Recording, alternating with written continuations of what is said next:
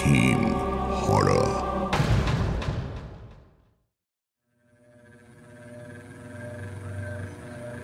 রানাঘাটের বসার ঘরের সিলিং ফ্যানটা একটানা শব্দ করে ঘুরে চলেছে।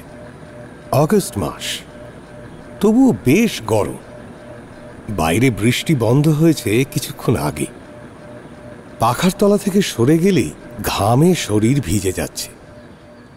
সেখানে ডাইনিং টেবিলে বসে আছে সায়ন। ওর সামনে একটা চিনেমাটির প্লেটে দুটো মিষ্টি আর একটা কাচের গ্লাসে জল রাখা। পায়ের কাছেই ওর স্যুটকেসটা পড়ে আছে। আজ দুপুরেই কলকাতা থেকে রানাঘাট এসেছে সায়ন।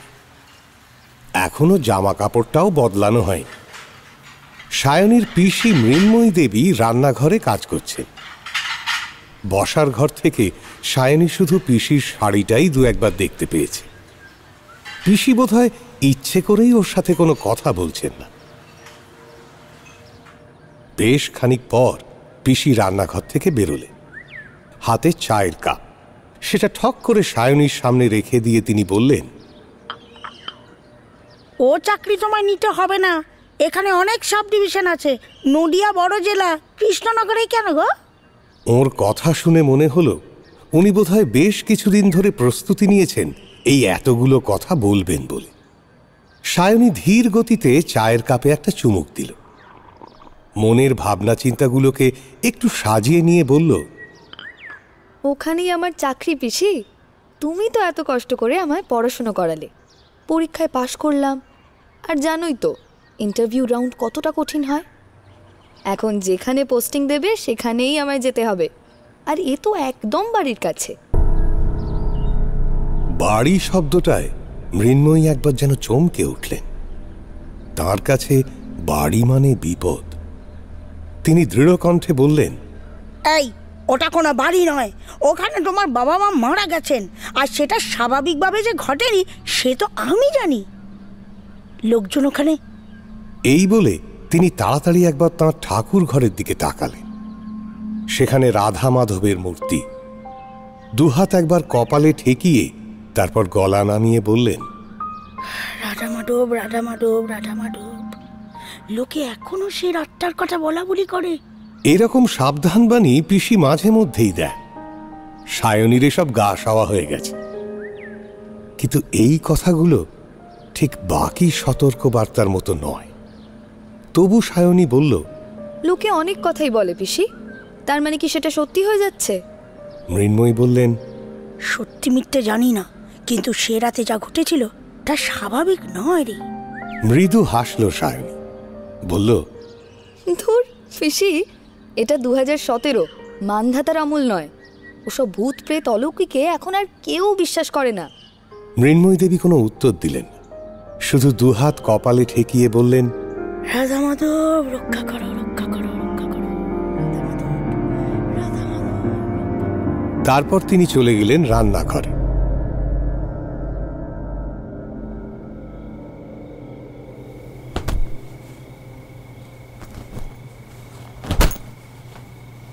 সেদিন বিকেলে সায়নী নিজের ঘরে স্যুটকেস থেকে জিনিসপত্র বের করছিল।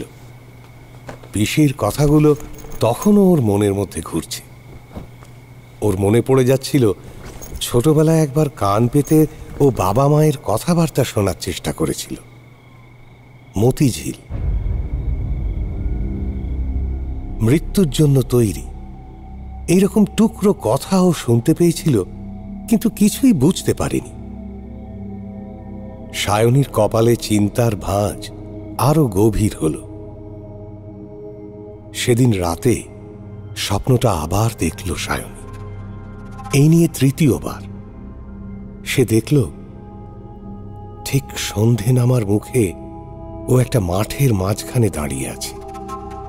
বাতাসে ভিজে মাটির গন্ধ, আকাশে কেমন অস্বাভাবিক গেরুয়া রং, মাঠের ধারে উঁচু গাছ। সেখানে সেই মায়াবী আলো পড়ে জায়গাটাকে একটা অপার্থিব রূপ দিয়েছে। খানিক দূরে সেই মাঠের মাঝখানে একটা বাচ্চা ছেলে দাঁড়িয়ে আছে, তার মাথা নিচের দিকে। শরীরের রংটা অদ্ভুত, কেমন যেন ফ্যাকাশে, মনে হয় মাটির তৈরি। সায়নী তার দিকে একটু এগিয়ে যেতে সেই ছেলেটি চোখ তুলে তাকাল। তার চোখ দুটো যেন কাঁচের তৈরি, তাতে প্রাণ নেই। সে অনেক দূরে কোনো একদিকে তাকিয়ে আছে। উদাস কণ্ঠে ছেলেটা বলল, ফিরে এসো, যেখানে সব শুরু হয়েছিল সেখানেই ফিরে এসো।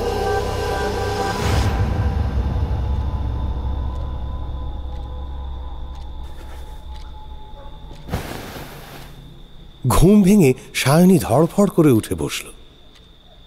ঘামে শরীর ভিজে গেছে। ও উঠে জানলার ধারে এসে দাঁড়াল। এই স্বপ্নটার মানে সায়নী কিছুতেই বুঝতে পারছে না, অথচ স্বপ্নটা যেন ওর পিছু নিয়েছে। সায়নীর মনে ভয় আর দুর্ভাবনার মিশেল। ঠান্ডা হাওয়া এসে চোখে মুখে লাগতে সায়নী যেন একটু প্রাণ ফিরে পেল। ওদিকে ঘড়িতে একটানা শব্দ হয়েই চলেছে, টিক টিক।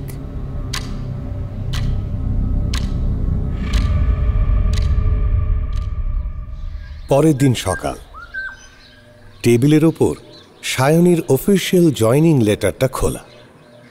কৃষ্ণনগর সাবডিভিশনে বিডিও পদে ও যোগদান করতে চলেছে। সায়নী যতক্ষণ চিঠিটা পড়ছিল মৃন্ময়ী কোনো কথা বলেনি, শুধু আঙুল দিয়ে শাড়ির আঁচলটা জড়াচ্ছিলেন। সায়নী থামলে তিনি বললেন, ঠিক আছে, যেতেই যদি হয় তাহলে ও বাড়িতে কিন্তু থাকা চলবে না। সায়নী একটা চেয়ার টেনে বসে বলল, ওটা আমাদের বাড়ি পিসি, একটু সারিয়ে নিয়ে থাকা যাবে না? এবার পিসি জোর গলায় বললেন, না, যাবে না। ওটা আমাদের বাড়ি ছিল এক সময়, এখন আর নেই। সায়নী এবার হাসতে যাচ্ছিল, কিন্তু পিসির দিকে তাকিয়ে সে নিজেকে সামলে নিল।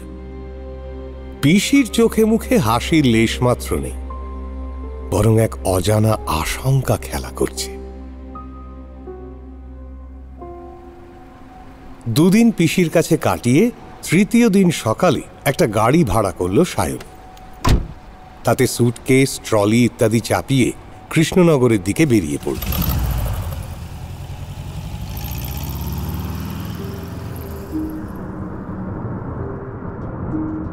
গাড়ি যত এগোতে লাগলো ততই সায়নীর গা শিরশির করতে শুরু করল।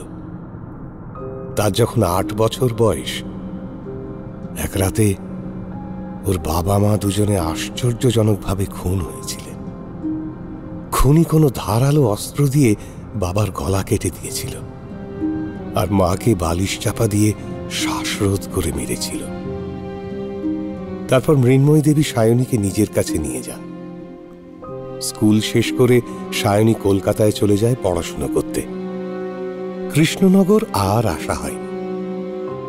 মৃন্ময়ী দেবী মনে করেন অলৌকিক কোনো শক্তি তার ভাই আর বৌদিকে মেরেছিল।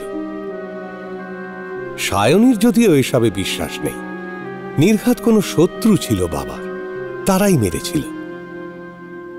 যদিও পুলিশ তদন্ত করে তখন কিছুই খুঁজে পায়নি। আপাতত সপ্তাহখানেক সায়নী সরকারি কোয়ার্টারে থাকবে। তার মধ্যে ওদের পুরনো বাড়িটা সারিয়ে নিয়ে সেখানেই উঠে যাওয়ার পরিকল্পনা করেছে সে। এসব ব্যাপার অবশ্য পিসি জানেন না।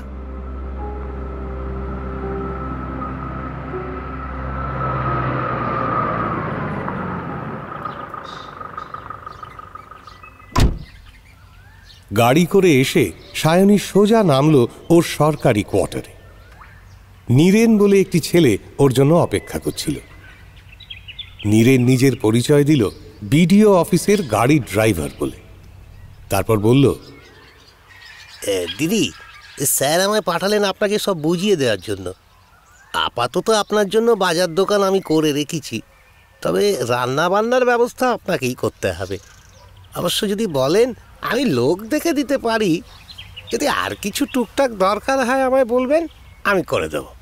সায়নী বলল, না না, সেই সব লাগবে না। তুমি এক কাজ করো, দেখো কোনো মিস্ত্রির ব্যবস্থা করতে পারো কিনা।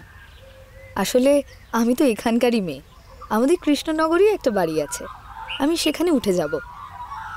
তবে সেটা সারাতে আর পরিষ্কার করতে লোক তো দরকার।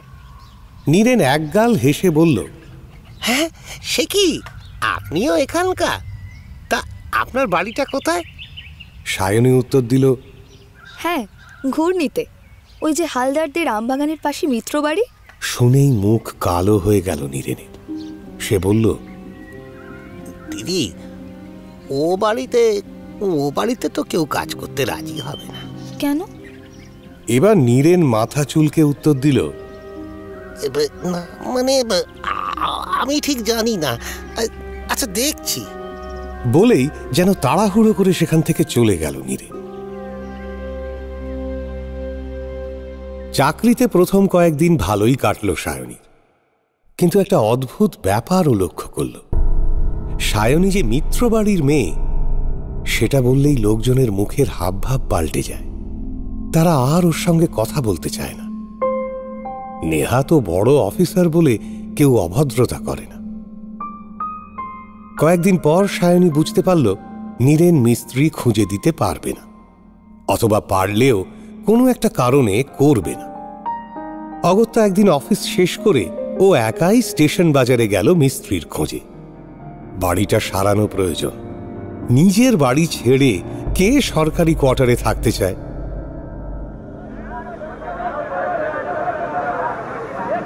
প্রথম দোকানদার জিজ্ঞেস করল, কোন বাড়ি বললেন? ওই আমবাগানের পাশে মিত্র বাড়ি? সায়নী বলল, হ্যাঁ। ও বাবা, না না না, ওখানে যাব না, আপনি অন্য দোকানে গিয়ে দেখুন। আশেপাশে কয়েকটা দোকানদার ওদের কথাবার্তা শুনতে পেয়েছে। সায়নী সেদিকে যেতেই তারা কিছু না শুনেই বলল, না না, হবে না, অন্য জায়গা দেখুন। শেষে এক বয়স্ক ভদ্রলোক ওর দিকে এগিয়ে এলেন। বললেন, ও বাড়িতে কেউ কাজ করবে না দিদি, আর ওই ব্যাপারটার পর থেকে তো আরও নয়। সায়নী সবই বুঝতে পারল, তবু জিজ্ঞেস করল, কোন ব্যাপার? বয়স্ক লোকটি পান চিবোতে চিবোতে বললেন, ও, আপনি নতুন তো, তাই জানেন না। ও ঠিক জেনে যাবে। প্রায় দ্বিগুণ টাকা দেওয়ার লোভ দেখিয়েও যখন কাউকে রাজি করানো গেল না, তখন বাধ্য হয়েই সায়নী ফেরার রাস্তা ধরল। সেই বয়স্ক লোকটি ওকে আবার ডাকলেন, ও দিদিমণি, শুনুন শুনুন। সায়নী সেদিকে যেতেই লোকটি বললেন, বলছি কদমতলার দিকে দেখুন কাউকে পান কিনা। এই দিকের কেউ ও বাড়িতে কাজ করতে রাজি হবে না। সায়নী আর কথা বাড়াল না, ফেরার পথ ধরল। এরপর এক সপ্তাহ কেটে গেছে। কৃষ্ণনগরের কেউ কাজ করতে রাজি হয়নি। শেষে কদমতলা থেকে মিস্ত্রি এনে কাজ করাতে হয়েছে সায়নীকে। গতকাল কাজ শেষ হয়েছে। আজই ও কোয়ার্টার ছেড়ে ওই বাড়িতে উঠবে।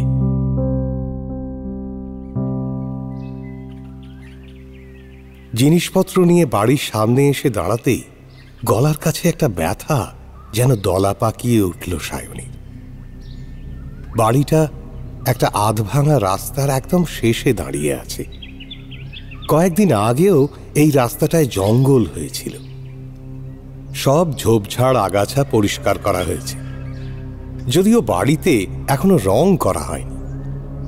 দেওয়ালের শ্যাওলা পরিষ্কার হলেও তাতে এখনো সবুজ ঝোপ লেগে আছে। প্রায় 20 বছর পর আবার বাড়িটায় ঢুকবে সায়নী। বাড়ির ভেতরে এখনো একটা গন্ধ রয়ে গেছে। সেই গন্ধ সায়নীর নাকে গিয়ে কেমন যেন একটা মাদকতা সৃষ্টি করছে, যার ব্যাখ্যা সায়নীর কাছে নেই। একজন মিস্ত্রি ওর অপেক্ষায় দাঁড়িয়েছিল। সায়নী লোকটাকে টাকা পয়সা বুঝিয়ে দিতে সে চলে গেল, যেন এক প্রকার পালিয়েই গেল। সায়নী যতই অন্য লোকের কথাকে পাত্তা না দিক, ওর মনে হচ্ছিল সারা বাড়িটা যেন ওর দিকে তীক্ষ্ণ নজর রাখছে।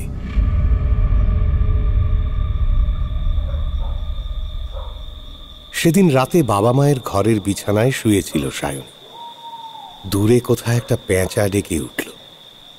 সায়নীর ঘুম আসছিল না। এমনিতেও একেবারেই ভীতু নয়, বরং ডাকাবুকো বলে একটু নামডাকি আছে। কিন্তু এই ঘরে একটা অস্বস্তি আছে যেটা ও কিছুতেই ঝেড়ে ফেলতে পারছে না। সারাদিনের ক্লান্তিতে খানিকটা দেরিতে হলেও ঘুম নেমে এলো ওর চোখে। আজ আবার সেই স্বপ্নটা দেখল সায়নী, সেই বাচ্চা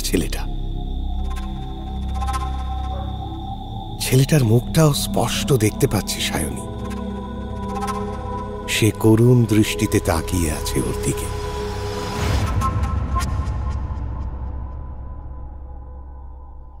পরের দিন সকালে ঘুম ভাঙতে একটু দেরি হলো সায়নীর। আজ অবশ্য ছুটি, সেই জন্য বেরোনোর তাড়া নেই বিশেষ। তবু কয়েকটা কাজ আছে। নতুন জায়গা বলে কথা, খাটনি একটু তো বেশি হবেই। সায়নী সবে চায়ের কাপটা নামিয়েছে, এমন সময় বাইরে একটা শোরগোল শুনে ও বারান্দায় এলো। এসেই চমকে উঠল, পিসি চলে এসেছেন। সঙ্গে আবার এক গাদা জিনিসপত্র। একটা ছেলেকে সঙ্গে এনেছেন।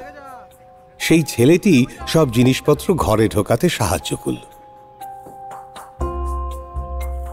পিসির চোখ মুখ থমথমে। তাকে দেখে আর কোনো প্রশ্ন করার সাহস পেল না সায়নী।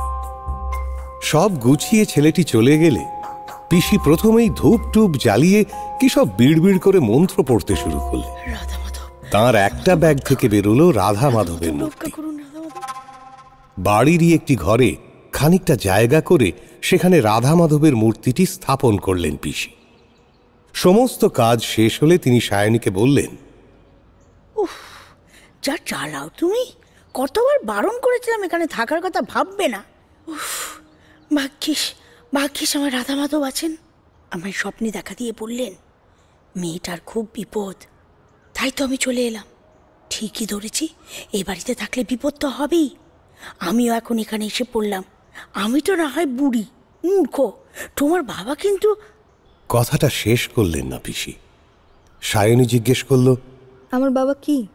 পিসি অন্য একটা দিকে আঙুল তুলে বললেন, ওই ট্রাঙ্কটা তোমার বাবার। বেশ কয়েকদিন হলো খুব শব্দ করছে।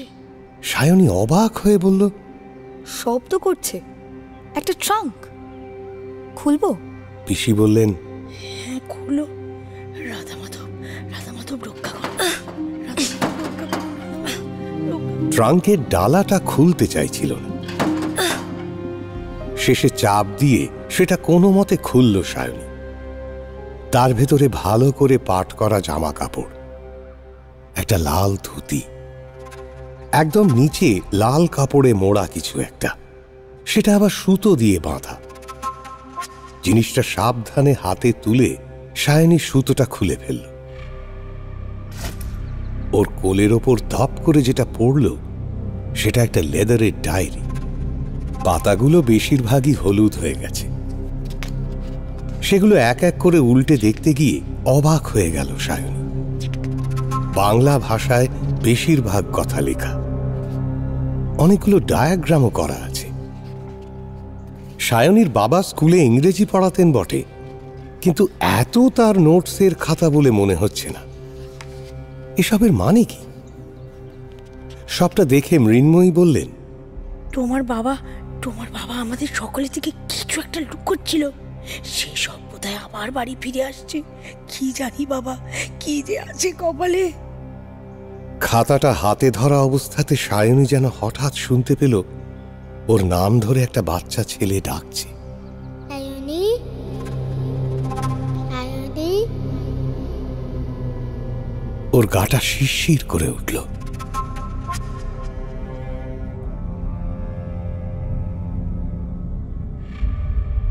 কলকাতার বাইরে জীবনটা অন্যরকম। এখানে গাড়ির ধোঁয়ার গন্ধের থেকেও বেশি পাওয়া যায় মাটির গন্ধ। রাতও নামে তাড়াতাড়ি। কয়েকদিন টানা অফিসে গিয়ে নতুন কাজের উত্তেজনাটাও অনেকটা কমে এসেছিল সায়নীর। আপাতত হেমন্তের জলঙ্গির মতো নিস্তরঙ্গ জীবন কাটছে ওর। পিসি সাথেই আছেন, বিশেষ কোনো গন্ডগোল ঘটেনি। বাবার ট্রাঙ্ক থেকে উদ্ধার হওয়া ডায়েরিটা পড়বে ভেবেও পড়া হয়নি সায়নীর। তবে একটা সমস্যা হচ্ছে অন্য জায়গায়। বাড়িতে কাজকর্ম করার জন্য লোকের প্রয়োজন, অথচ কাজ করতে কেউ রাজি নয়। নীরেনকে বলে বিশেষ লাভ হবে না জেনেও সায়নী বলেছিল। কাজের কাজ কিছুই হয়নি, পিসিকেই সবকিছু সামলাতে হচ্ছে। আর সায়নী লক্ষ্য করেছে পাড়া প্রতিবেশীও খুব একটা মেশে না ওদের সাথে, বরং একটু সন্দেহের চোখেই তাকায়।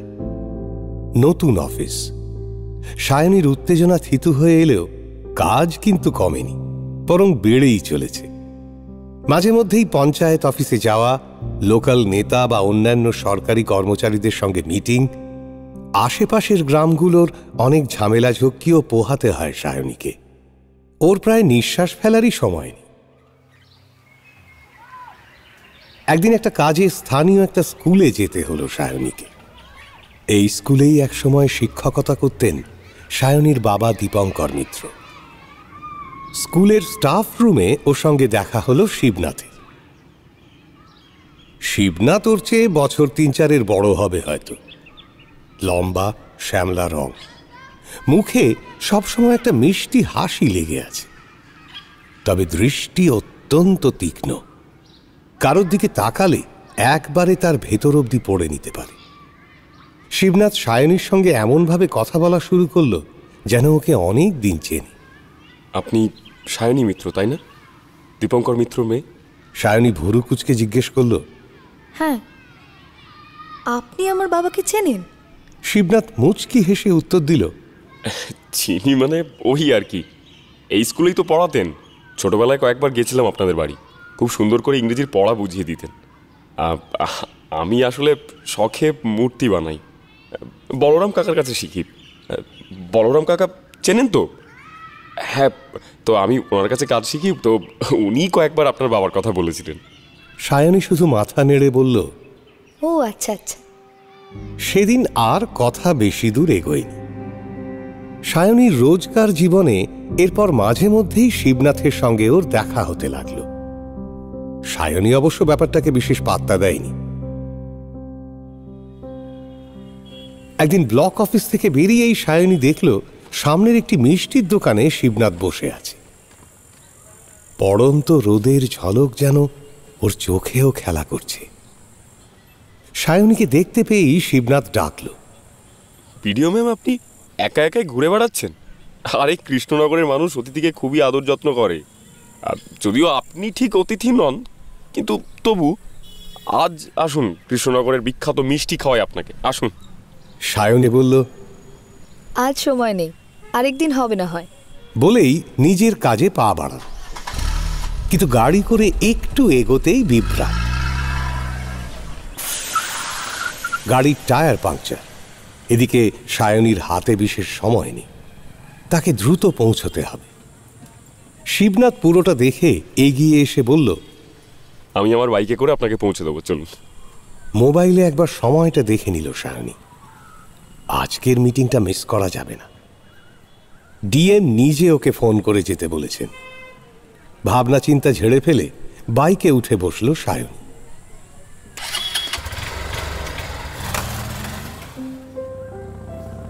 শিবনাথের কথা বলতে পারার একটা সহজাত ক্ষমতা আছে। খুব সামান্য কথা থেকেও লম্বা গল্প জুড়ে দিতে পারে। সায়নী শিবনাথের গল্প শুনতে শুনতেই জিজ্ঞেস করল, আচ্ছা, মিত্রবাড়ির নাম শুনলেই লোকজন এমন করছে কেন বলুন তো? কেউ কাজ করতেও চায় না। সারাদিনে টুকটাক কাজকর্ম করে দেওয়ার জন্য একজনকে তো দরকারি, অথচ কাউকেই পাচ্ছি না। আপনি বলতে পারেন কেন বলুন তো এরকম? শিবনাথ বলল, ও বাড়িতে দুটো খুন হয়েছিল তো, তাই সকলের ধারণা ওটা ভুতুড়ে বাড়ি। ও বাড়িতে ঢুকলে অভিশাপ লাগে। খুন হয়েছিল বলছেন, আবার বলছেন ভুতুড়ে বাড়ি। আরে ভূত তো আর খুন করতে পারে না। বাইকের গতি একটু কম করল শিবনাথ। তারপর মৃদু হেসে শীতল কণ্ঠে বলল, কে বলেছে আপনাকে ভূত খুন করতে পারে না? এই কথার কি উত্তর দেবে সায়নী খুঁজে পেল না। ওকে চুপ করে থাকতে দেখে এবার সশব্দে হেসে উঠল শিবনাথ।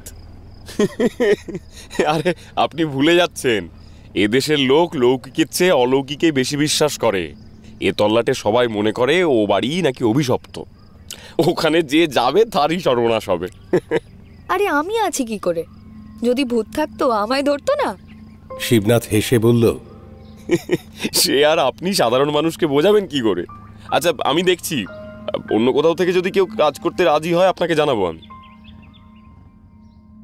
তারপর থেকে শিবনাথের সাথে দেখা হওয়াটা যেন আরেকটু বাড়ল।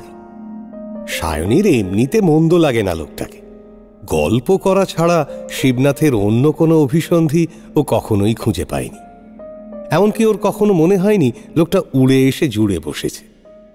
বরং শিবনাথের স্কুলের বাচ্চারা কি দুষ্টুমি করল সেই বর্ণনা শুনে সায়নী খানিকটা মজাই পেত। এখানে কোনো বন্ধু নেই সায়নীর, কাজের বাইরে একটা বন্ধু জুটলে মন্দ কি? যদিও ছোট শহরে নানান রকম কথা রটতে বেশি সময় লাগে না, তাই সায়নী মেলামেশা করলেও একটা দূরত্ব সবসময় বজায় রাখে।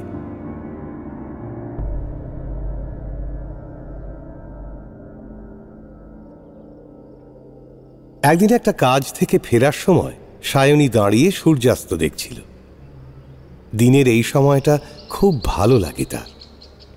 এমন সময়ও দেখতে পেল উল্টো দিক থেকে বাইকে শিবনাথ আসছে।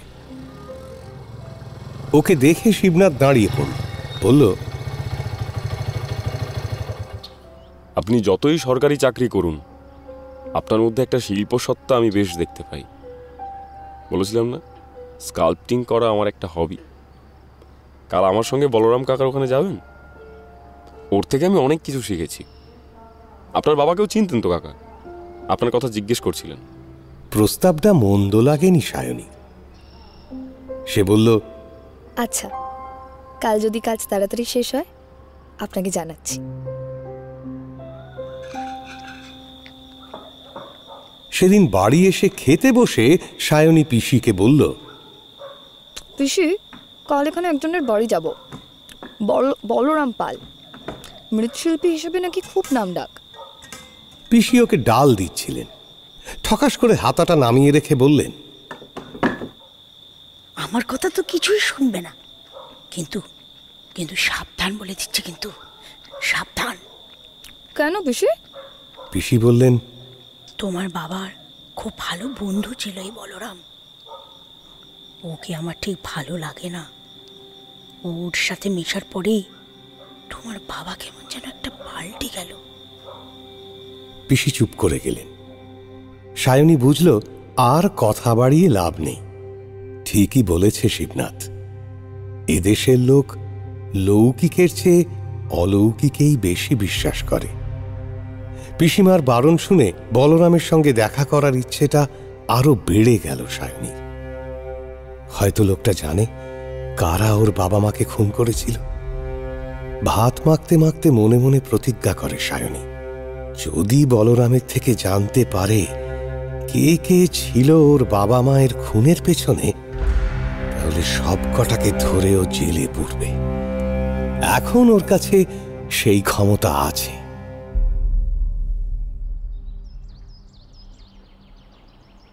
পরের দিন কাজ মিটলে শিবনাথ ওকে নিয়ে গেল বলরামের কাছে।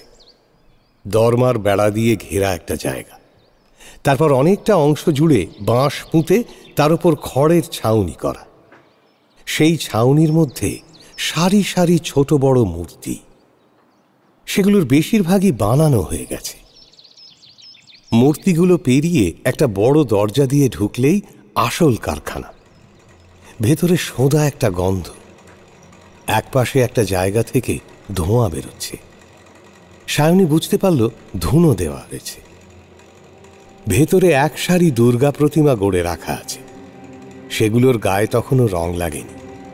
অন্যদিকে অদ্ভুত দেখতে অনেকগুলো মূর্তি, কারোর অত্যন্ত কদাকার মুখ, কারো আবার ৫-৬টা হাত, কারোর কোমর অস্বাভাবিকভাবে বেঁকা, কারো লম্বা দাঁত। কোনো কোনো মূর্তির চোখ নেই, তার বদলে দুটো গভীর গর্ত। সায়নী সেই দিকে গিয়ে প্রশ্ন করল, এগুলো বোধহয় পুজোর জন্য নয়, তাই না? একটা চটের বস্তা দিয়ে কারখানার একপাশে পর্দা করা ছিল, সেটা সরিয়ে বলরাম বেরিয়ে এল। লোকটা বেশ বয়স্ক, মাথার সব চুল পাকা, মুখে বলিরেখার দাগ স্পষ্ট, দাঁতে ছোপ, গালে খোঁচা খোঁচা সাদা দাড়ি, কাঁধে একটা গামছা ঝুলছে।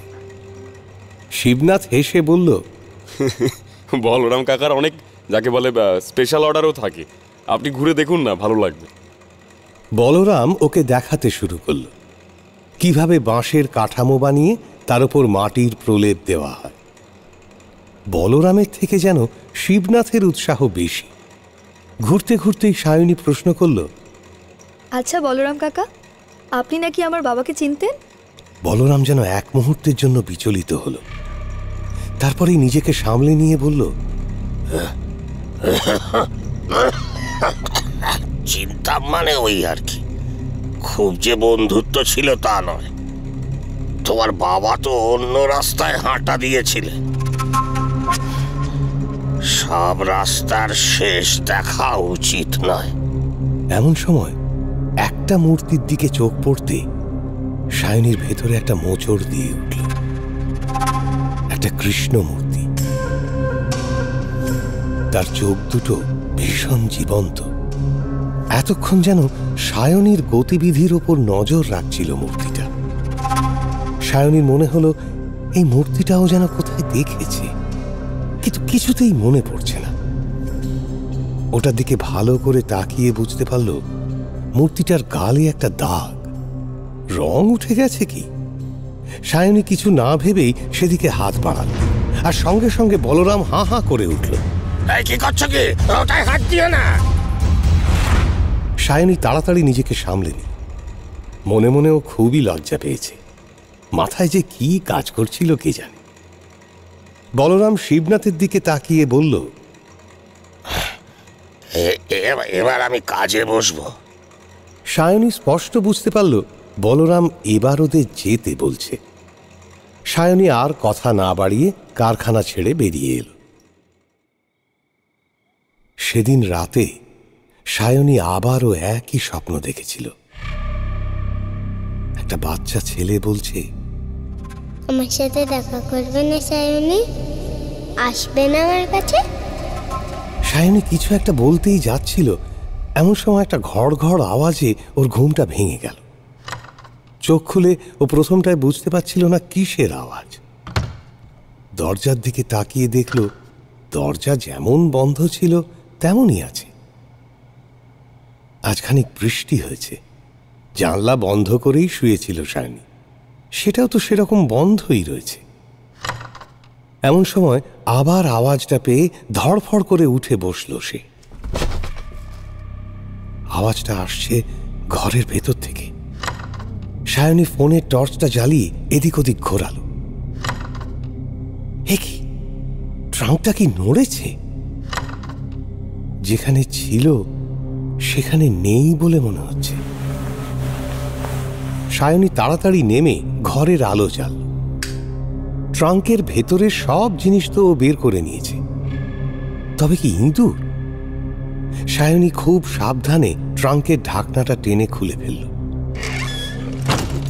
ভেতরে যা দেখল তাতে ওর রক্ত হিম হয়ে গেল। সেই কৃষ্ণ মূর্তি, যেটা ও সেদিন বিকেলেই দেখেছে বলরামের কারখানায়। ভালো করে দেখবার জন্য সায়নী মূর্তিটা হাতে তুলে নিল। না, গালের সেই কাটা দাগটাও একই রকম আছে। এটা যে সেই একই মূর্তি তাতে ওর কোনো সন্দেহ নেই। সায়নী বুঝতে পারছে ঘরের মধ্যে সোঁদা গন্ধটা ভরে উঠছে। কৃষ্ণের ওই জীবন্ত চোখ যেন ওকে গিলে খাবে। ও ঠক করে মূর্তিটা একটা টেবিলের ওপর নামিয়ে রাখল। দরদর করে ঘামছে সায়নী। এবারও বিছানা ছেড়ে উঠে দরজার ছিটকিনিটা খুলল। তারপর পেছনে তাকাতেই আবার চমক, মূর্তিটা টেবিলে নেই। তাহলে গেল কোথায়? তন্ন তন্ন করে সারা ঘর খুঁজে দেখল সায়নী, কোথাও নেই। এটা কি হচ্ছে ওর সঙ্গে? এতটা ভুল দেখল নাকি নাকি এই বাড়িটাই ওকে পাগল করে দিচ্ছে? সবাই যা বলে তা কি ঠিক? এই বাড়িটা কি সত্যিই ভুতুড়ে, নাকি নাকি ও আসলে স্বপ্ন দেখছিল? আর মাথা কাজ করছে না সায়নীর। ও ধপ করে গিয়ে বিছানায় বসে পড়ল। কিন্তু মূর্তিটা যে ঘরেই ছিল সেটা তখনই স্পষ্ট হয়ে গেল সায়নীর কাছে। সেই সোঁদা গন্ধে ঘর এখনো ভরপুর। তবে গেল কোথায় মূর্তিটা? একবার কি পিসিকে ডেকে আনবে? না, থাক, একই পিসি ভীতু মানুষ। এসব শুনলে হয়তো সত্যিই সায়নীকে আর চাকরি করতে দেবেন না। সেই রাতে ওর আর ঘুম এলো না। শুয়ে শুয়ে সারা রাত এপাশ ওপাশ করেই কেটে গেল। ভোরের আলো ফুটতে ঘুমে চোখ জুড়িয়ে এলো সায়নীর।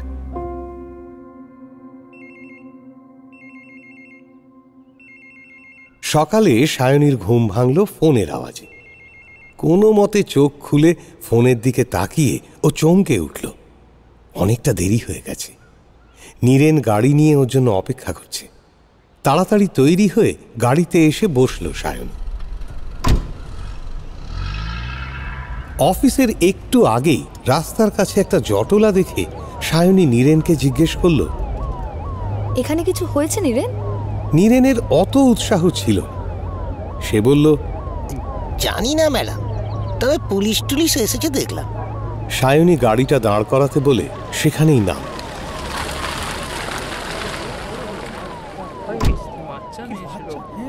এমনিতে ল অ্যান্ড অর্ডার ওর এখতিয়ারের বাইরে, কিন্তু সায়নী নিজের কৌতূহলকে সামলাতে পারছে না।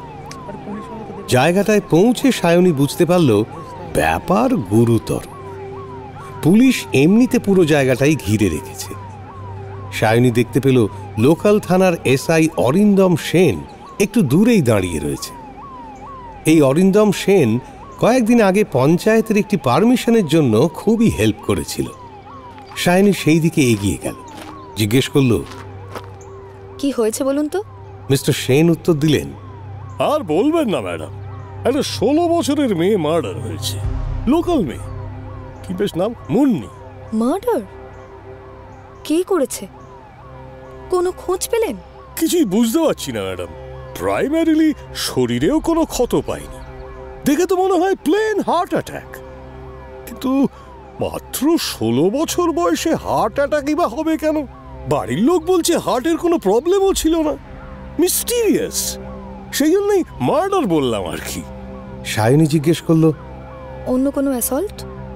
মিস্টার সেন গলা নামিয়ে বললেন, দেখুন, বেশি ডিটেলস তো আপনাকে এখনই দিতে পারবো না, তবে সেরকম কিছু মনে হয় হয়নি। পোস্টমর্টেম রিপোর্টটা না এলে আসলে কিছুই বোঝা যাচ্ছে না। এরই মধ্যে কয়েকজন স্ট্রেচারে করে বডিটা নিয়ে যাচ্ছে একটি অ্যাম্বুলেন্সের দিকে।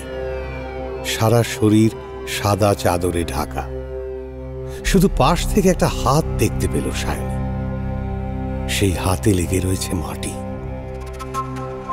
সায়নী চমকে উঠল। এরকম ভেজা মাটি ও কাল থেকে দেখছে। এই মাটি দিয়েই মূর্তি তৈরি হয়। আর সঙ্গে ওর নাকে এসে লাগলো সেই সোঁদা গন্ধ। এই গন্ধ ও কাল রাতে নিজের ঘরে পেয়েছে।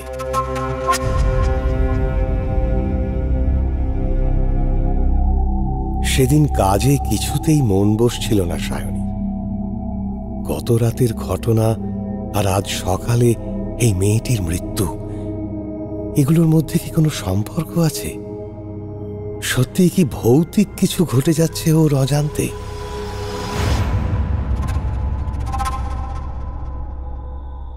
আজ ওর একটু রেস্ট দরকার। সায়নী ফিরতেই পিসি জিজ্ঞেস করলেন, হ্যাঁ রে, একটা মেয়ে মারা গেছে শুনলাম, তুই কিছু জানিস? যা জানতো পুরোটাই বলল সায়নী। শুনেই পিসির চোখে মুখে দেখা দিল প্রবল ভয়। তিনি বললেন, এইভাবেই শুরু হয়েছিল, এইভাবেই শুরু হয়েছিল। কি শুরু হয়েছিল? রাধামাধব রাধামাধব রাধামাধব রাধামাধব রাধামাধব। কেউ একজন সাধনা শুরু করেছে, তন্ত্র সাধনা। খুব শক্তিশালী এই সাধনা। সেই অপশক্তি একবার যদি ইহ জগতে চলে আসে না, সহজে কাউকে ছাড়বে না রে। জয় রাধা মাধব, জয় রাধা মাধব, রক্ষা করো ঠাকুর।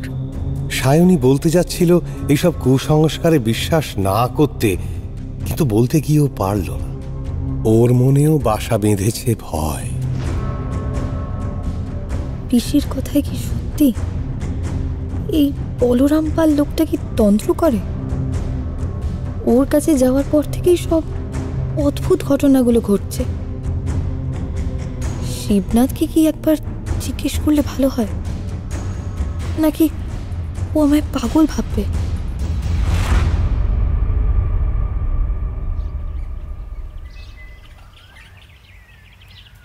পরদিন সকালে সায়নী রেডি হয়ে গাড়িতে উঠতেই নীরেন বলল, দিদি জানেন বলরাম পাল মারা গেছেন?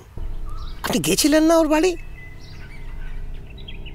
খবরটা শুনে অনেকগুলো চিন্তা একসঙ্গে মাথায় খেলে গেল সায়নীর। সে বলল, অফিস যাওয়ার আগে একবার বলরাম বাবুর বাড়ির ওখান দিয়ে ঘুরে যাব। নীরেন একটু উসখুস করে তারপর গলা নামিয়ে বলল, দিদি বলছি, মানে মৃত্যুটা ঠিক স্বাভাবিক নয়। আমি অত জানি না, তবে কিছু একটা গন্ডগোল আছে।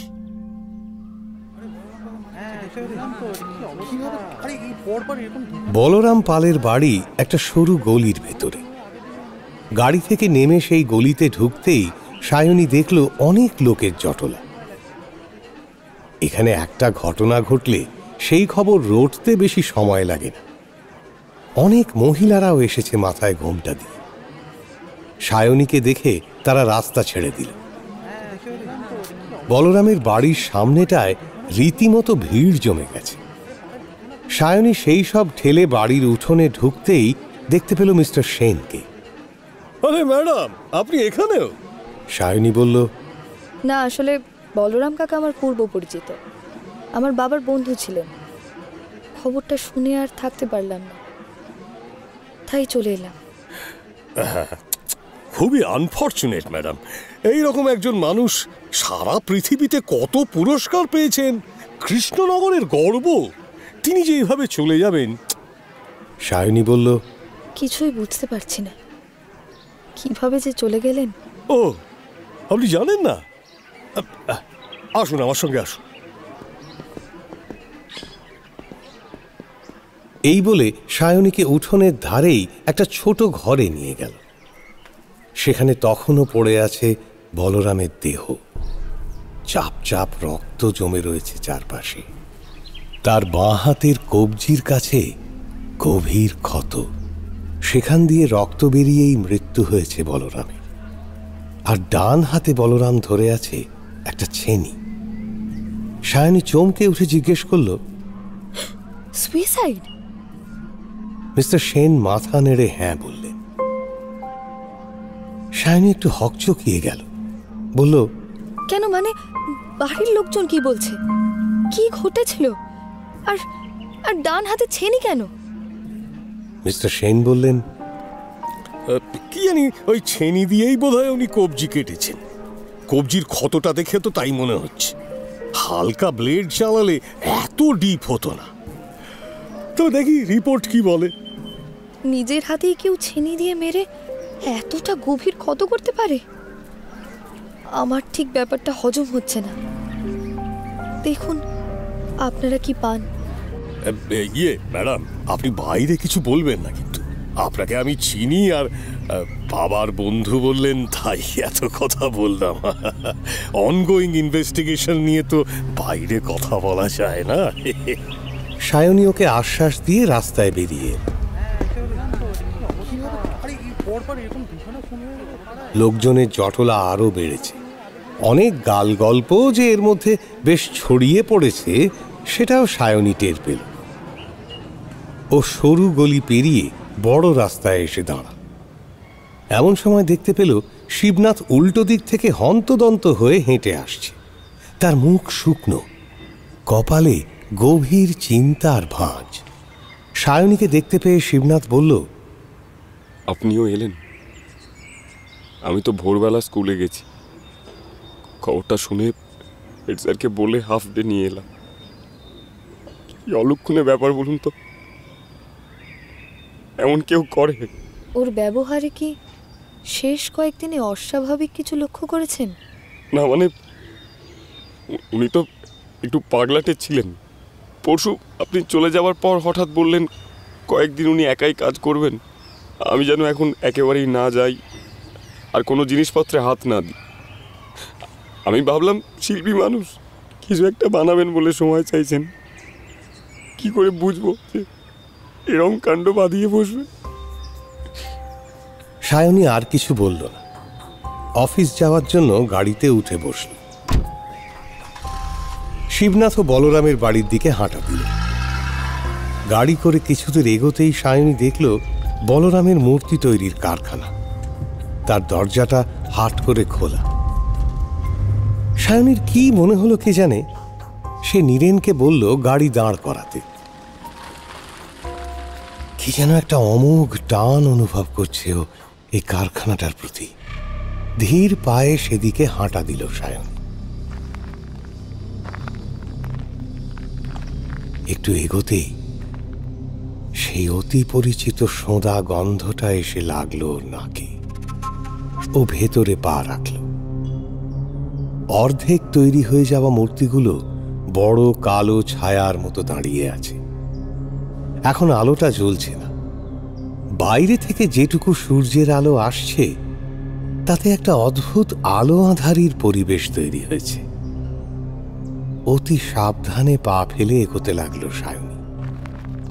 সেই কদাকার দেখতে মূর্তিগুলোকে এখন আরো ভয়ানক লাগছে। সেগুলোকে পাশ কাটিয়ে আরো এগোলো ও। একটু দূরেই ওই কৃষ্ণ মূর্তিটা। এই মূর্তিটাই ও দেখতে পেয়েছিল ওর বাবার ট্রাঙ্কে।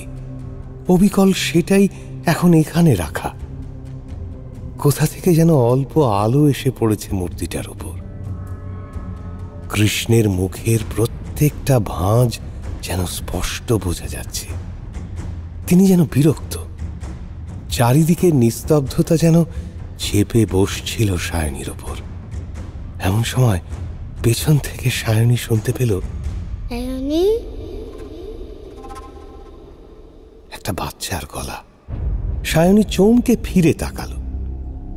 ও এতটা অবাক শেষ কবে হয়েছিল কে জানে। ওর পেছনে দাঁড়িয়ে আছে একটি ছেলে। এই ছেলেটাকেই তো শেষ কয়েকদিন ধরে স্বপ্নে দেখেছে সায়নী। ছেলেটা তাহলে সত্যি রক্ত মাংসের মানুষ নাকি অন্য কিছু? সায়নীর গলা শুকিয়ে কাঠ হয়ে গেছে। সে কোনো মতে জিজ্ঞেস করল, তুমি তুমি কে? ছেলেটা এগিয়ে এসে বলল, আমার নাম গোপাল। সায়নী আবার জিজ্ঞেস করল, তুমি আমার থেকে কি চাও? আমার কথা তুমি জানলে কিভাবে? গোপাল আরো দু এক পা এগিয়ে এলো। ওর পায়ে জুতো নেই। মাটির ওপর গোপালের চলাফেরার কোনো শব্দ হয় না। সে বলল, ওরা যা বানিয়েছে আমি তাই। সায়নী এবার একটু সাবধান হওয়ার চেষ্টা করল। দরজাটা খানিকটা দূরে। দরকার হলে সেদিকে ছুটে যাবে। পকেটে হাত ঢুকিয়ে নিজের মোবাইল ফোনটাও হাতে চেপে ধরল। তারপর জিজ্ঞেস করল, কারা? কি বানিয়েছে? ওর হাবভাব দেখে গোপাল একটু হেসে বলল, তোমার কোনো ক্ষতি করব না দিদি, তুমি ছাড়া আমার চলবেই না, তাই তো বারবার ডাকছি তোমার। কেন? গোপাল বলতে শুরু করল, তোমার বাবার বলরাম ওরা দুজনেই তন্ত্র সাধনা করত। ওরা অনেকদিন ধরে চেষ্টা করছিল মাটির মূর্তিতে প্রাণ সঞ্চার করার। তাই ওরা প্রথমে আমায় তৈরি করে। স্বাভাবিকভাবে আমার জন্ম হয়নি, আমি এভাবেই জন্মেছি। তাই আমার বয়স বাড়ে না। আমি বলরামের ভৃত্য ও দাস। সায়নী দুপা পিছিয়ে গিয়ে বলে, মানে তুমি বলতে চাইছো তুমি? গোপাল বলল, না, আমি সত্যিকারের মানুষ নই। আমায় তৈরি করা হয়েছিল যাতে আমি আমার প্রভুর সমস্ত হুকুম তালিম করতে পারি। আমার প্রভু বলরাম তাই সে যতদিন বেঁচে ছিল আমি তোমার সামনে আসতে পারিনি, কিন্তু আমারও কিছু ক্ষমতা আছে। সেই ক্ষমতা দিয়েই আমি তোমার স্বপ্নে দেখা দিতাম। সায়নী জিজ্ঞেস করলো, কেন? আমায় কি দরকার তোমার? ছেলেটি উত্তর দিল, কারণ আমি মুক্তি চাই। আর সেই জন্য তুমি বলরামকে মেরে ফেলেছো? এবার তো তুমি মুক্ত। এই তো দিব্যি আমায় দেখা দিলে। গোপাল হেসে বলল, না দিদি, সে যদি হতো আমি বলরামকে মেরে ফেলতে পারতাম, তাই না? কাউকে মেরে আমার মুক্তি নেই। আমার তোমাকেই দরকার, কারণ তোমার শরীরে বইছে তোমার বাবার রক্ত। কি করতে হবে আমায়? গোপাল বলল, কিছু করার আগে আমার প্রত্যেকটা কথা মন দিয়ে শুনবে। সময় তৈরি করার পর বলরামের মনে হয় এবার বলরাম অমর হয়ে উঠবে। সে তার ক্ষমতা বলে মানব জাতিকে নিজের হাতের মধ্যে রাখবে। কিন্তু এইসব জানতে পেরে আমার বাবা মন্ত্র পড়ে বলরামের সাধনা থামিয়ে দেয়। 20 বছরের জন্য বলরামের সাধনা বন্ধ হয়ে যায়। এবার ভাদ্র মাসের অমাবস্যায় সে 20 বছর শেষ হবে। তাই এবারই আবার সাধনা করার তোড়জোড় শুরু করেছিল বলরাম। সায়নীর মনে পড়ে যাচ্ছিল মাঝে মধ্যে বাবা রাতে বাড়ি ফিরতেন না, কখনো সারা রাত অন্য একটা ঘরে থাকতেন। কেউ সে ঘরে ঢুকতে পেত না, এমনকি ওর মাও নয়। ট্রাঙ্কে পাওয়া ওই লাল ধুতিটার রহস্যও এখন সায়নীর চোখের সামনে পরিষ্কার। সে জিজ্ঞেস করল, আর আমার বাবা মারা গেলেন কেন? সেটাও কি অলৌকিকভাবে? গোপাল বলল, না, তোমার বাবাকে মেরেছিল বলরাম। ও সাধনায় বাধা দেয় ও ভীষণ দিকে যায়, তাই লোক পাঠিয়ে তোমার বাবা মাকে খুন করে দেয়। এত দিনে একটা সত্য উন্মোচিত হলো সায়নীর চোখের সামনে। ওর ধারণাই তবে ঠিক, অলৌকিক কিছু নয়, মানুষ খুন করেছে ওর বাবা মাকে। সায়নীর বুকের মধ্যে একটা চাপা কষ্ট বেরিয়ে আসার পথ খুঁজছিল, কিন্তু সায়নী অনেক কষ্টে নিজেকে সামলে নিল। তারপর বলল, বলরাম তো মারা গেছে, তোমার মুক্ত হতেও বা অসুবিধা কোথায়? গোপাল বলল, বলরাম নিজে মারা যায়নি, ওকে মেরে ফেলা হয়েছে। সায়নী রুদ্ধশ্বাসে শুনছে সব কথা। গোপাল বলে চলে, বলরামের বদলে এই সাধনা এখন অন্য কেউ করবে, আর তারও তোমায় দরকার হবে। সায়নী ফিসফিস করে জিজ্ঞেস করে, কে সে? গোপাল উত্তর দিল, শিবনাথ।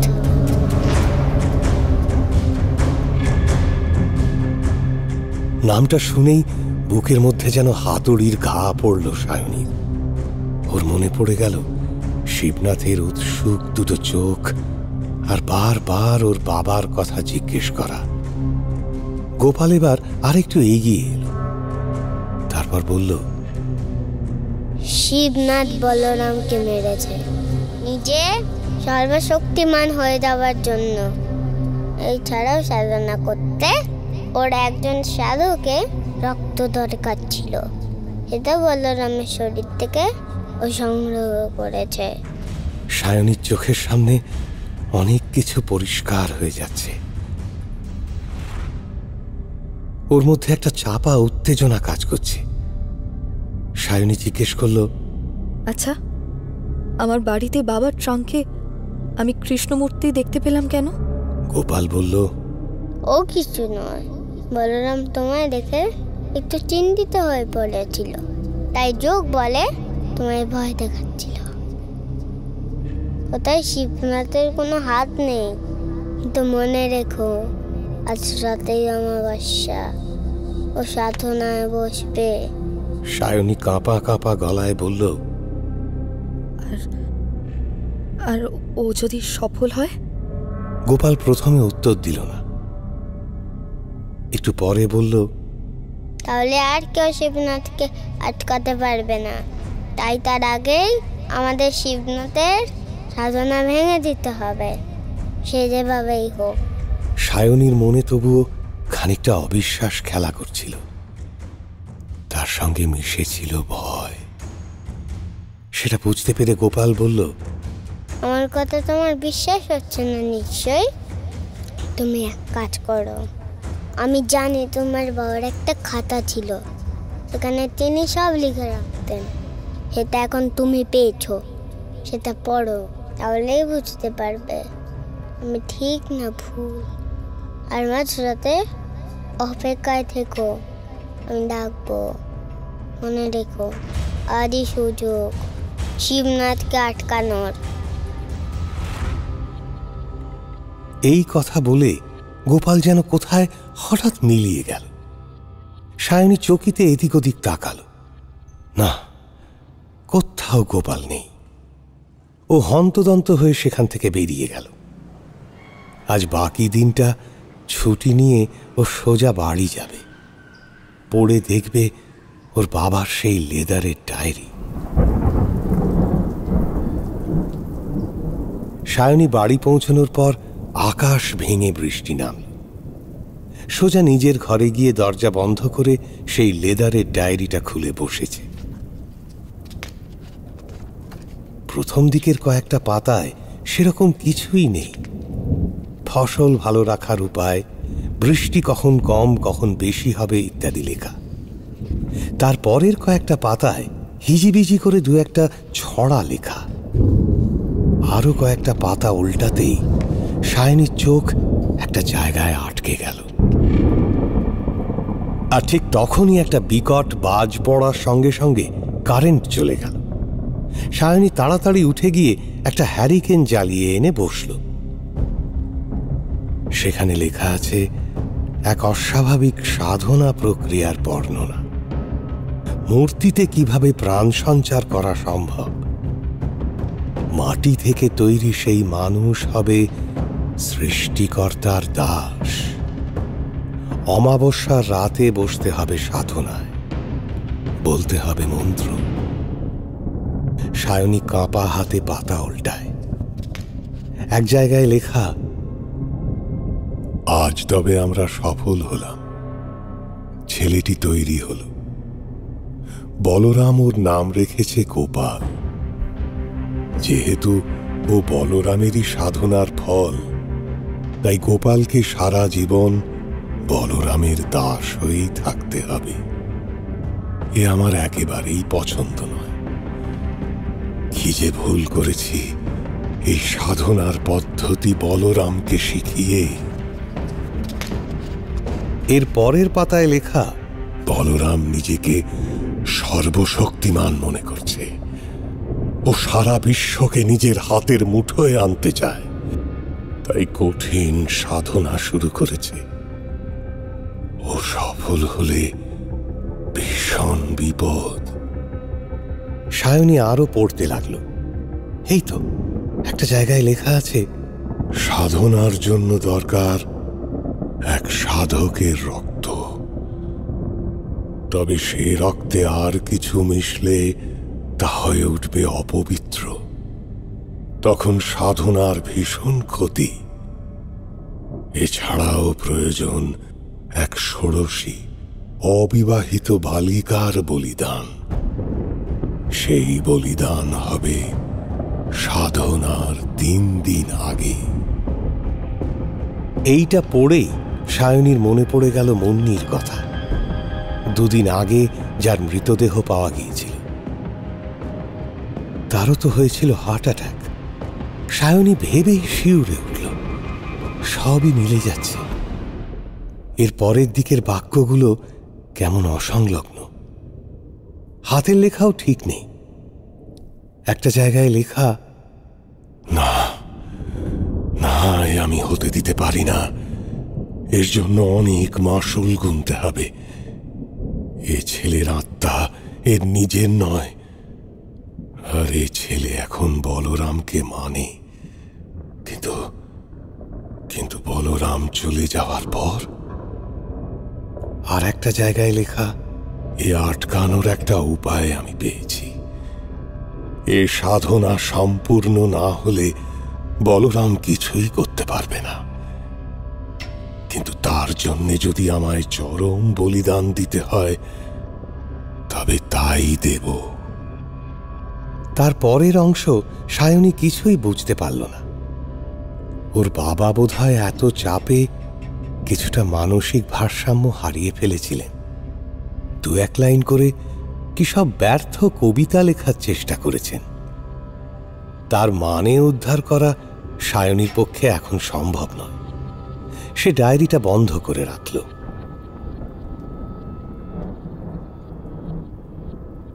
সেদিন সায়নী জেগেই বসেছিল, মনের মধ্যে নানান রকমের দুশ্চিন্তা। ঠিক মাঝরাতে ও শুনতে পেল গোপালের গলার আওয়াজ। ও উঠে পিসির ঘরে গেল। তিনি নিশ্চিন্তে ঘুমোচ্ছিলেন। ও একটা জিনিস প্যান্টের পকেটে ঢুকিয়েই বেরিয়ে পড়ল। গোপাল তারপর ওকে নিয়ে এলো মধুমতি ঝিলের ধারে। সায়নী যা দেখল তা দেখে আশ্চর্য হয়ে গেল।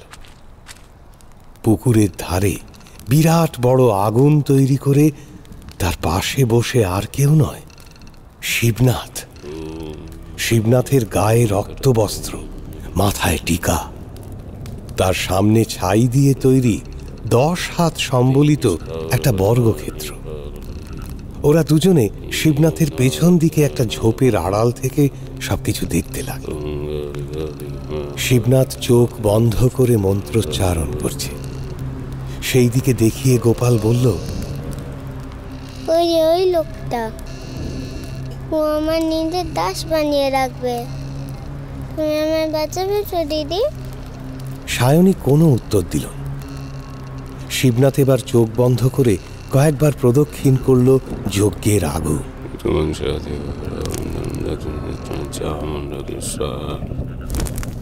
সুযোগ বুঝে ঝোপের আড়াল থেকে বেরিয়ে এসে সায়নী দাঁড়ালো সেই বর্গক্ষেত্রের একদম কাছে।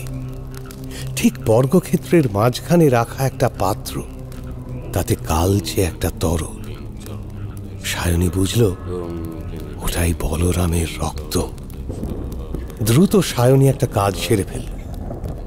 শিবনাথ তখনও কিছুই বুঝতে পারেনি। সায়নী যেই ফিরে আসতে যাবে এমন সময় চোখ মেলে তাকালো শিবনাথ। তার চোখ লাল। সে এক অট্টহাসি হেসে বলল,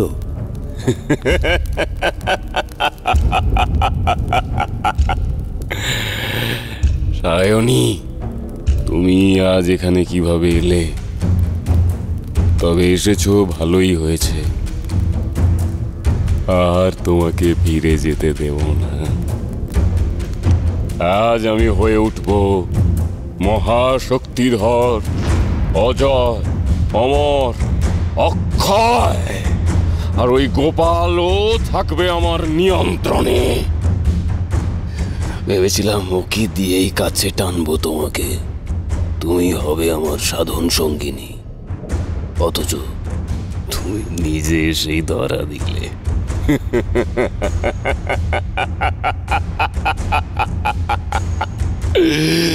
যজ্ঞ শেষে আমি হয়ে উঠব নতুন ঈশ্বর। সবাই আমাকে ভয় করবে, ভক্তি করবে। সায়নী চেঁচিয়ে উঠল, না! যে লোক নিজে সর্বশক্তিমান হতে চায় সে কোনোদিন সমাজের নেতৃত্ব দিতে পারে না। তুমি ভণ্ড।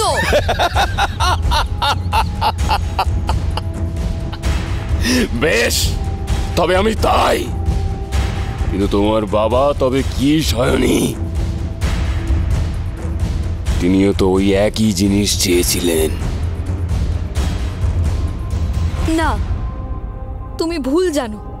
আমার বাবা কাউকে বশ করতে চাননি, আর তুমি গোপালকে নিয়ন্ত্রণ করতে পারবে না। মানুষকে ভালোবাসলে সে তোমার কথা শুনবে, কিন্তু নিয়ন্ত্রণ তুমি কাউকে কোনোদিনও করতে পারবে না। ও মাটির থেকে তৈরি, আর মাটির প্রবল শক্তি। ওকে আর কোনোদিনও এই যন্ত্রণা বয়ে বেড়াতে হবে না। আমার বাবা সেটা বুঝতেন, তুমি বুঝবে না। শিবনাথ এবার পাত্রে রাখা রক্ত আহুতি দিয়ে দিল যজ্ঞের আগুনে।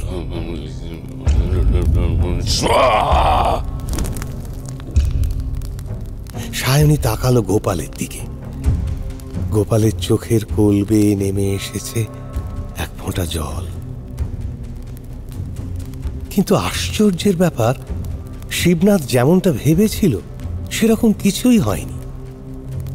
ওর কপালে চিন্তার ভাঁজ। ও সায়নীর দিকে তাকালো। সায়নীর মুখে অল্প হাসি। পিসির ঘরে ঢুকে ও নিয়ে এসেছিল আলতার একটা শিশি। শিবনাথ যখন চোখ বন্ধ করে আগুন প্রদক্ষিণ করছিল তখনই সেই রক্তে আলতা মিশিয়ে দিয়েছে সায়নী। হে রক্ত আর পবিত্র নেই, দূষিত হয়ে গেছে।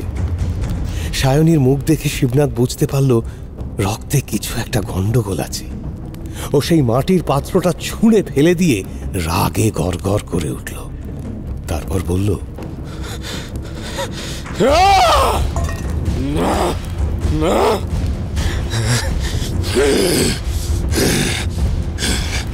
কি ভেবেছিস তুই এভাবে আমার সাধন আটকাবি?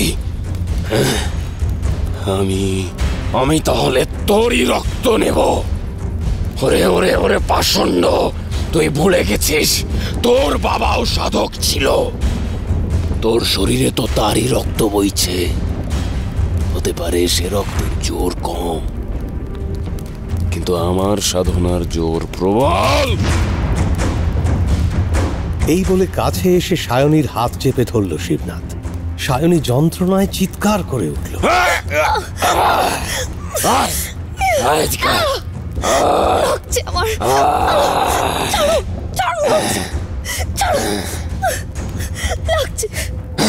শিবনাথ এবার ওর ধুতিতে গুঁজে রাখা একটা ছোরা বের করে তুলে ধরল।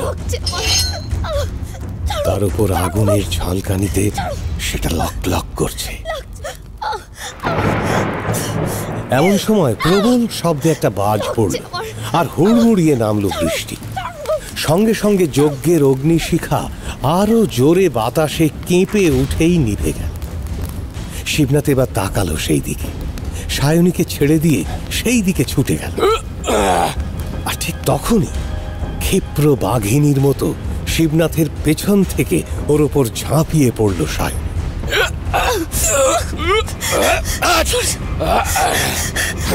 শিবনাথের হাতের ছোরাটা পড়ে গিয়েছিল। শিবনাথ সেটা তুলতে যেতেই ওদের মধ্যে একটা ধস্তাধস্তি শুরু হয়ে গেল। আর তখনই ঝিলের অন্য পাড়ে দেখা গেল অনেকগুলো জোরালো টর্চের আলো। পুলিশ পুরো ঝিলের পাড়টাই ঘিরে ফেলেছে। মিস্টার সেন ওদের দেখতে পেয়েই দৌড়ে এলেন। বললেন, কি ম্যাডাম, ঠিক সময় চলে এলাম। সায়নী বলল, আর একটু আগেও এলে পারতেন। একে আটকে রাখা আমার কম্য নয়।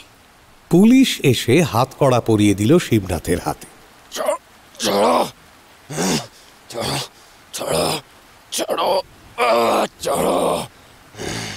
আমি ফিরে আসবো, আমি ফিরে আসবই, ফিরে আসবই। এভাবে আমাকে আটকাতে পারবে না। তোরা কেউ আমাকে এভাবে আটকাতে পারবি না। আমার সাধনার ফল, সেটা নিয়েই আমি ফিরে আসব। আর সেদিন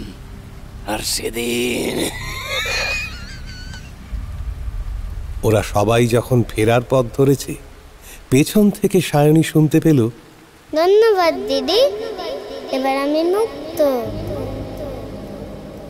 সায়নী চকিতে ফিরে তাকালো, কিন্তু কোথাও দেখতে পেল না গোপালকে। সায়নী যখন শিবনাথকে পুলিশের হাতে তুলে দিয়ে বাড়ি ফিরল, পিসি তখনও ঘুমোচ্ছেন। ভোর হতে আর বেশি দেরি নেই।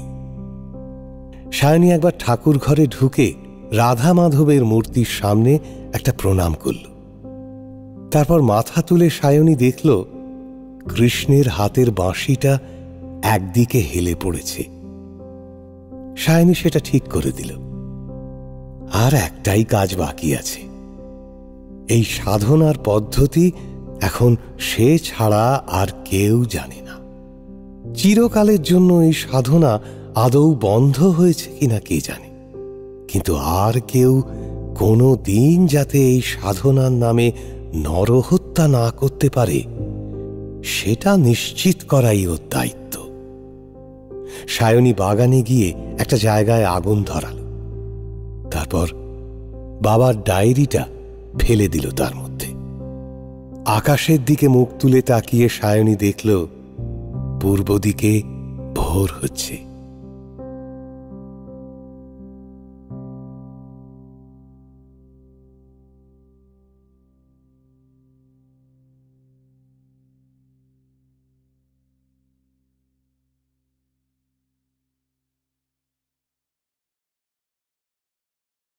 হাড় হিম হরর আপনারা শুনতে পারেন এক্সক্লুসিভলি মির্চি বাংলার ইউটিউব চ্যানেল এবং গানা অ্যাপে।